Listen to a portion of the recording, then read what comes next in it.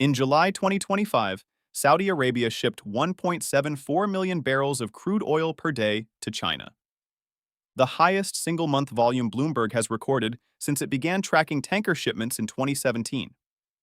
In that same month, Saudi shipments to the United States fell to 161,000 barrels per day, the lowest in that same 8-year window.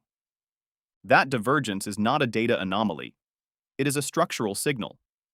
And when you layer on top of it a 7 billion yuan real currency swap, full participation in China's cross-border digital payments network, BRICS membership, and $107.53 billion in annual bilateral trade, more than double the volume of a decade ago, the picture that emerges is not of an ally diversifying. It is of an ally rebuilding the architecture of its economy around a different anchor. The official story is that Saudi Arabia is simply modernizing, hedging its bets in a multipolar world, attracting investment from all directions, and using its unique position to extract maximum value from both the US and China.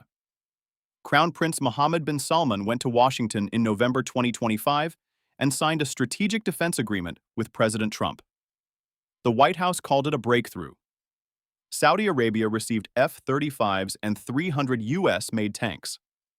The mainstream read was that Riyadh had returned to Washington's orbit.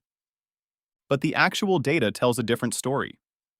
Chinese FDI into Saudi Arabia rose 28.8% in 2024 alone. Saudi Arabia's central bank joined China's cross-border digital currency network in June 2024, the same month the 50-year informal arrangement to price Saudi oil in US dollars was quietly allowed to lapse. The pattern is not one of an ally choosing sides. It is one of an ally building the infrastructure to never have to. To understand what is happening, you need to go back to 1974. The Bretton Woods system had collapsed 3 years earlier.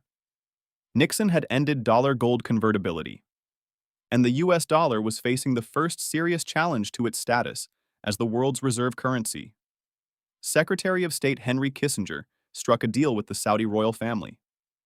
The US would provide military protection and weapons, and Saudi Arabia would price its oil, all of its oil, to every buyer in every market, exclusively in US dollars.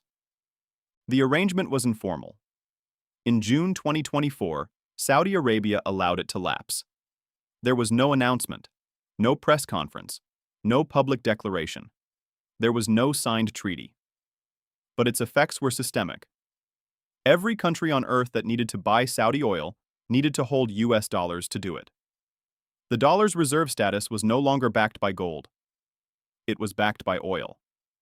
The informal understanding simply expired and was not renewed. That arrangement held for 50 years. Radio Free Asia and other fact-checkers were quick to note that no formal treaty had ever existed, which is true. But the underlying reality remained. Saudi Arabia was now free, structurally and legally, to price and settle oil transactions in any currency it chose. The groundwork for that moment had been laid 2 years earlier. In December 2022, President Xi Jinping visited Riyadh. The two countries elevated their relationship to a comprehensive strategic partnership. And Xi, speaking at the summit, made a direct request.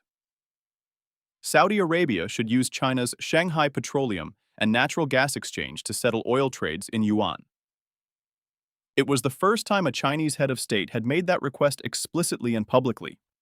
The Saudis did not say yes, but they did not say no. The 2019 Abqaiq attack was the turning point that made all of this possible.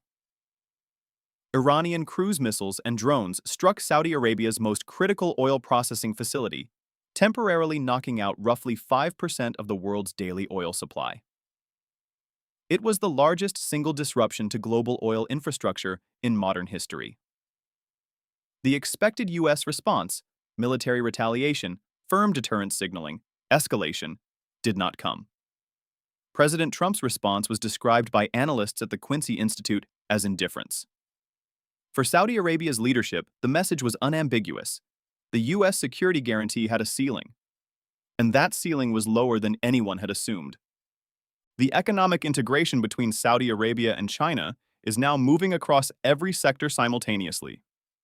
The headline number is $107.53 billion in bilateral trade in 2024, a figure that makes China Saudi Arabia's largest trading partner by a significant margin.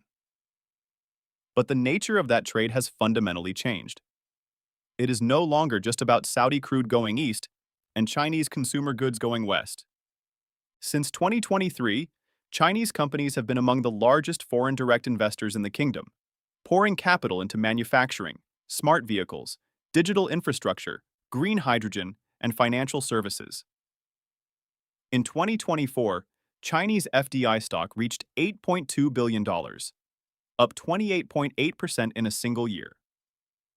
Saudi Arabia signed 42 new investment agreements with Chinese firms in September 2025 alone, covering everything from medical devices to electric vehicles.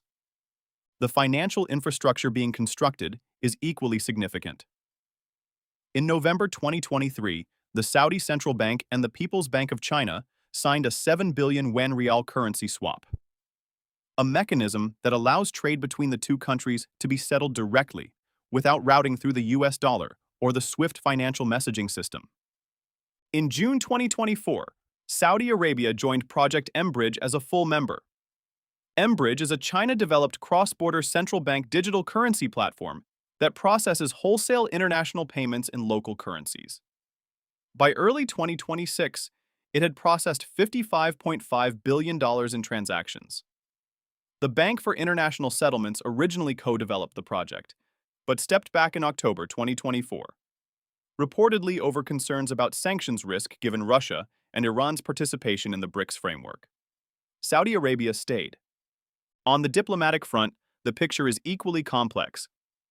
Saudi Arabia is now a full BRICS member, a grouping explicitly oriented toward reducing the influence of Western-dominated financial institutions. It has signed a bilateral defense pact with Pakistan and maintained its China-brokered 2023 détente with Iran.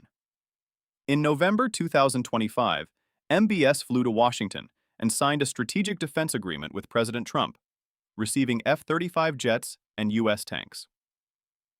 But the agreement stopped short of a mutual defense guarantee.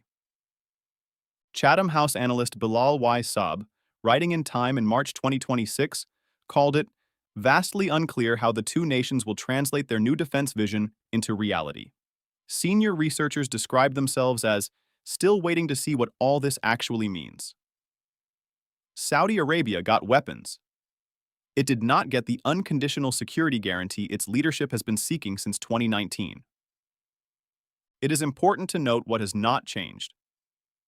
The Saudi riyal is still pegged to the US dollar at 3.75 Saudi riyals. And the IMF, in its August 2025 Article IV Consultation, stated that the peg remains appropriate. Saudi Arabia's $451 billion in foreign exchange reserves remain overwhelmingly dollar-denominated. The vast majority of Saudi oil sales are still priced and settled in dollars.